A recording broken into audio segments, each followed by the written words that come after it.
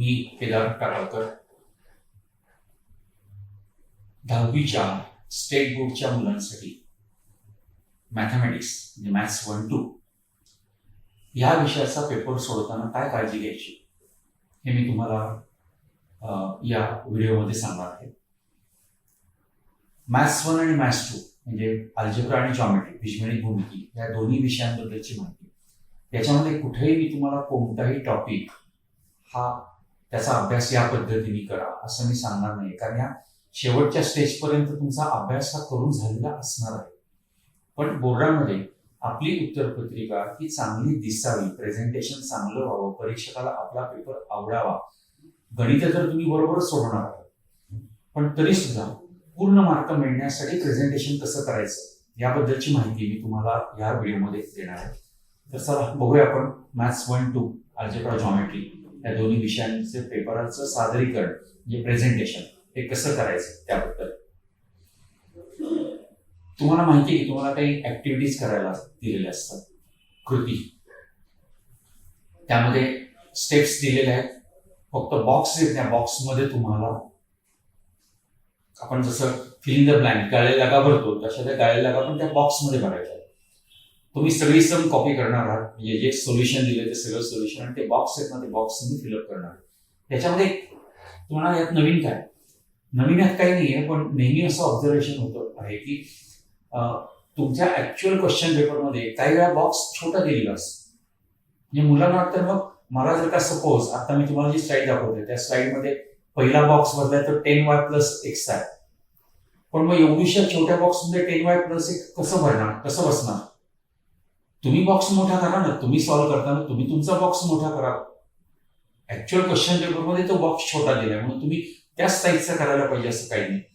तो बॉक्स तुम्हाला जे 10y+x म्हणजे आधी 10y+x लिहा व्यवस्थित आणि मग त्याच्या साईडनी बॉक्स करा.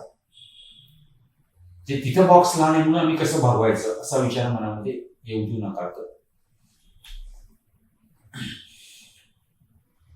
मॅथ्समध्ये आपल्याला ग्राफ्स आणि डायग्राम्स, जॉमेट्रीमध्ये एस्पेशली डायग्राम्स हे आपल्याला काढायला लागतात. आता अल्जेब्रा मधला स्टॅटिस्टिक्स हा चॅप्टर नाहीये, त्यामुळे ग्राफ्सचा फारसा प्रश्न येणार नाही, परंतु डायग्राम्सची प्रॅक्टिस आहे. पण ग्राफ सायमल्टेनियस इक्वेशन, एक सामायिक समीकरणामध्ये ग्राफ्स आहेत. सायमल्टेनियस इक्वेशन्स मधले ग्राफ्स किंवा जॉमेट्री मधले डायग्राम्स हे काढायची प्रॅक्टिस ही तुम्ही घरी करा. कारण खूप वेळा काय होतं की आपण ती प्रॅक्टिस फक्त केली नाही ना, म्हणून आपले आयटीआयला परीक्षेमध्ये आपल्याला चांगले ग्राफ्स काढता येत नाही आणि सगळं बरोबर असून पण मार्क हे आपले जातात. म्हणजे मी नेहमी म्हणतो की ठीक आहे, म्हणजे तुम्ही टीव्ही बघता बघता जरी ग्राफ काढला तरी मला चालणार, पण त्याची प्रॅक्टिस व्हायला पाहिजे आहे आणि ती प्रॅक्टिस तुम्ही घरी करा. तर for example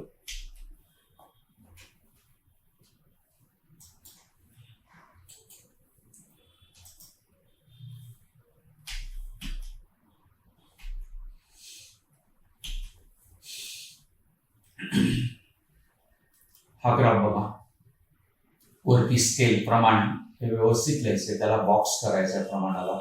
x axis Y axis हे सगळ्या साईडनी मिनिमम 6 to 7 +7 -7 पर्यंत एक्स ऍक्सिस वाय ऍक्सिस दोन्ही काढायचे आहे.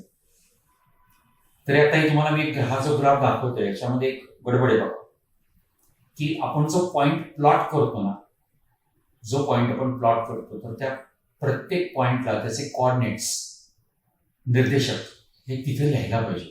ते इथे लिहिले गेलेले नाहीये, म्हणजे मुद्दाम केलेली मिस्टेक आहे की याला पण मिस्टेक म्हणतात. ही पण गोष्ट परीक्षकाकडनं बघितली जाते. त्यामुळे तुम्ही प्रॅक्टिस करताना निर्देशक, कोऑर्डिनेट्स व्यवस्थित लिहून प्रॅक्टिस करायची आहे.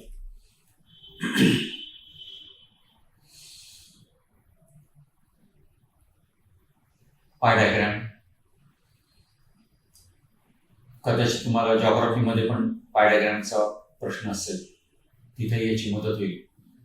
मिनिमम 4 ते 6 सेंटीमीटरची रेडियस त्रिज्या घेऊन हा पाय डायग्राम ड्रॉ करायचा आहे. हे तुम्हाला नाहीये आता सिलेबसमध्ये तुमच्या, म्हणजे ओमिटेड मध्ये आहे. पण असे डायग्राम काढताना एवढी क्लिअरिटी पाहिजे. कन्स्ट्रक्शन मॅथमॅटिक्समध्ये सायन्स म्हणजे चिन्ह, सांकेतिक चिन्ह, मॅथमॅटिक्समधले चिन्ह किंवा इक्वेशन नंबर हे व्यवस्थित लिहायला पाहिजे.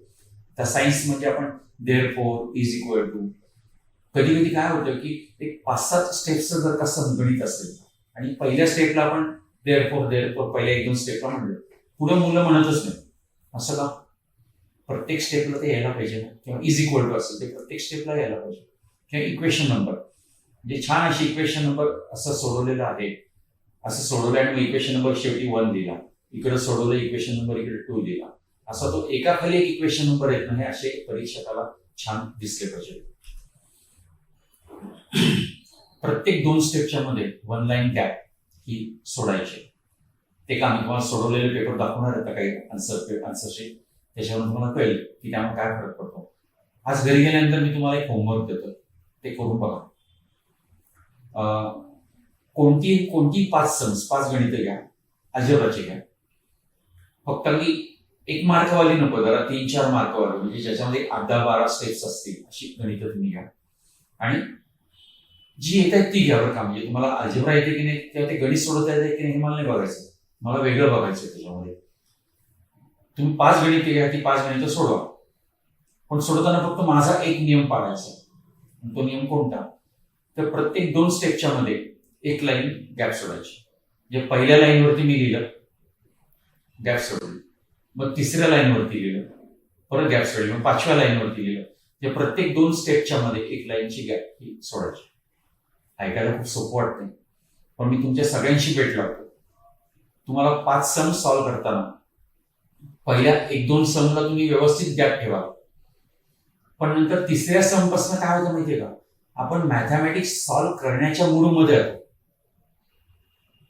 नीट आहे का मी काय म्हणतो? आपण मॅथमॅटिक्स सॉल्व्ह करण्याच्या मूडमध्ये आहोत आणि मॅथमॅटिक्सच्या मूडमध्ये गेलो ना की मग कोणी सांगितलं आपल्याला, कोण केदार टाकळकर, कधी भेटले नाहीत, आम्हाला माहिती नाही, आम्ही ओळखत पण नाही त्यांना, त्यांनी काय सांगितलं आम्हाला आठवत नाही. म्हणजे हे तुम्ही सगळं का विसरलात? कारण तुम्ही मॅथमॅटिक्सच्या मोडमध्ये गेला म्हणून तुम्ही विसरला ना. म्हणून तुम्हाला सांगतो की तुम्ही घरी गेल्यानंतरच 5 सम्स करून बघा. म्हणजे तुम्ही 3ऱ्या-4थ्या सम पासून तुमचे 1 लाईन गॅप भानगड तुम्ही विसरून जाल आणि मग तुम्हाला कळेल की आपल्याला केदार टाकळकर सरांनी सांगितलं होतं की ते ज्या ज्या काही इन्स्ट्रक्शन देणार आहेत त्या इन्स्ट्रक्शनची प्रॅक्टिस ही अगदी आजपासून म्हटलं तरी करायला सुरुवात करायची. डायरेक्ट परीक्षेमध्ये करू, ते therefore is equal to sign द्यायचं ना, देऊ ना परीक्षेमध्ये, देऊ 1 लाईन गॅप सोडायची ना, करू ना परीक्षेमध्ये करू. सोपं नाहीये, ऐकायला सोपं आहे, करायला अवघड आहे. म्हणजे प्रत्येक गोष्ट ही तुमच्या सवयीमध्ये कन्वर्ट होण्यासाठी, हॅबिटमध्ये कन्वर्ट होण्यासाठी तुम्ही त्याची प्रॅक्टिस करायला पाहिजे. आणि ह्यासाठी तुम्ही ती 5 गणितं सोडवून बघा, तुमची 1 लाईन गॅप सुटणार नाही आणि मग तुम्हाला कळेल की येस, प्रॅक्टिस करायला पाहिजे. आणि मग तुम्ही ती प्रॅक्टिस कराल आणि परीक्षेमध्ये मग नॅचरल तुमच्याकडनं ती 1 लाईन गॅप येणार, ती सुटेल.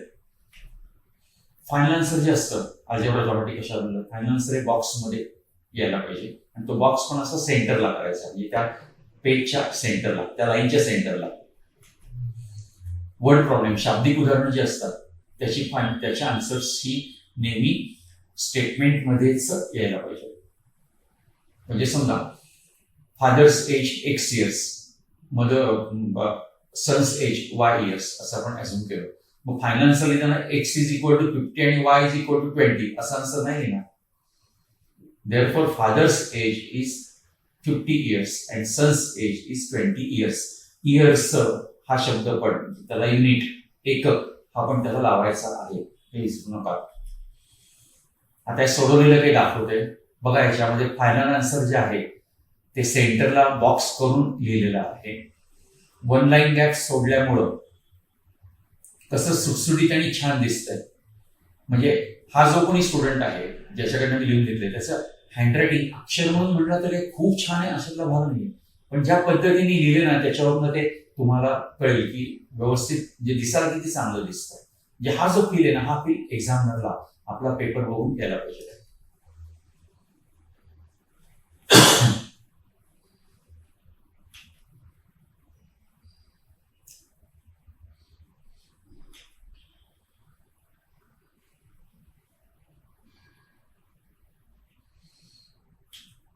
नीट ऑब्झर्व करा कसं सॉल्व्ह केलंय, गॅप कशी सोडलेली आहे.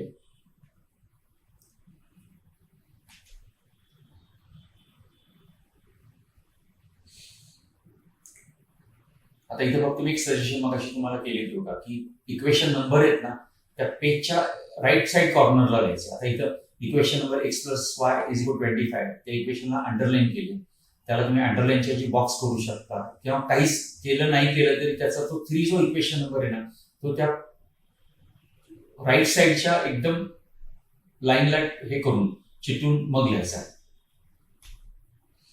जॉमेट्री मधल्या ज्या सम्स या थेरम्स वरती बेस्ड असतात त्या सम्स नेहमी 2 कॉलम्समध्ये 2 कॉलम्समध्ये सॉल्व्ह करायचे, आणि ते कॉलम गिव्ह स्टेटमेंट आणि रिझन्स असे 2 कॉलम्स हे करायचे आहेत. बघा आता ही सम सॉल्व्ह केलेली, त्याला 2 कॉलम्स केलेले आहेत. त्या कॉलमला वरती नावं मात्र द्या बघा, स्टेटमेंट आणि रिझन म्हणजे विधाने आणि कारणे अशी नावं स्पेसिफिकली दिली तरी जास्त चांगलं.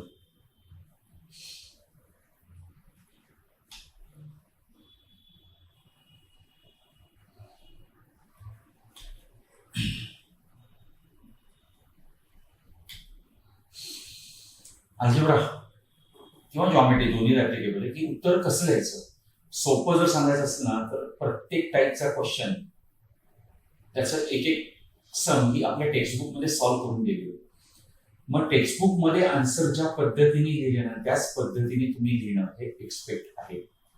तर फॉर एक्झाम्पल सायमल्टेनियस इक्वेशन मध्ये एक्सची व्हॅल्यू 5 y = 3 हे तुम्ही जर का कर्ली ब्रॅकेट्स म्हणजे महिरपी कंसामध्ये परत स्मॉल त्याच्यामध्ये कंस करून ब्रॅकेट करून जर का तुम्ही लिहिलं 5,3 तर नाही चालणार, कारण टेक्स्ट मध्ये असंच दिलेलं आहे की x = 5 and y = 3 is the solution of given simultaneous equation. अशाच पद्धतीने उत्तर तुम्ही लिहिणं हे एक्सपेक्ट आहे. अल्जेब्रा मधले आता त्यातलं फक्त प्रॉबेबिलिटी संभाव्यता हा चॅप्टर आहे, कारण फायनान्शियल प्लॅनिंग आणि स्टॅटिस्टिक्स नाहीये. पण ठीक आहे, हा नियम या तिन्ही चॅप्टरला ऍप्लिकेबल आहे, की या तिन्ही चॅप्टर मधलं म्हणजे आता तुम्ही प्रॉबेबिलिटी संभाव्यता फक्त लक्षात घ्या, त्या चॅप्टर मधलं कोणतीही सम असेल कोणतंही गणित असेल ना तर त्याचं उत्तर हे स्टेटमेंट मध्येच यायला पाहिजे. म्हणजे समजा तुम्ही probability of A P of A = तुम्ही फॉर्म्युला लिहिणार, पण त्याचं उत्तर 5/6 असं समजा उत्तर असेल तर तसं उत्तर नुसतं लिहून नाही चालणार तुम्हाला. तुम्हाला therefore probability of getting so and so is 5/6 असं स्टेटमेंट मध्ये आन्सर हे कंपल्सरी तुम्हाला द्यायला पाहिजे. मॅथमॅटिक्स मधल्या सम सॉल्व्ह करताना म्हणजे क्वेश्चन पेपर मधल्या कोणती मेथड यूज करायची. टेक्स्टबुक मध्ये एक मेथड असेल, समजा शाळेतल्या टीचरने आणखी थोडंसं वेगळं काहीतरी चेंज करून शिकवलं असेल, ट्युशन क्लासमध्ये तुमच्या टीचरने वेगळं काहीतरी शिकवलं असेल. काही मुलं हुशार असतात, ते स्वतःची काहीतरी वेगळी पद्धत डेव्हलप करून सॉल्व्ह करतात, तसं असेल. डायजेस्ट तुम्ही वापरता गाईड, त्याच्यामध्ये रेडीमेड सोल्युशन देताना त्यात काहीतरी वेगळं आणखी स्टेप दिलेली. आपण काय करायचं बोर्डाच्या परीक्षेमध्ये नक्की कोणत्या मेथडने करायचं.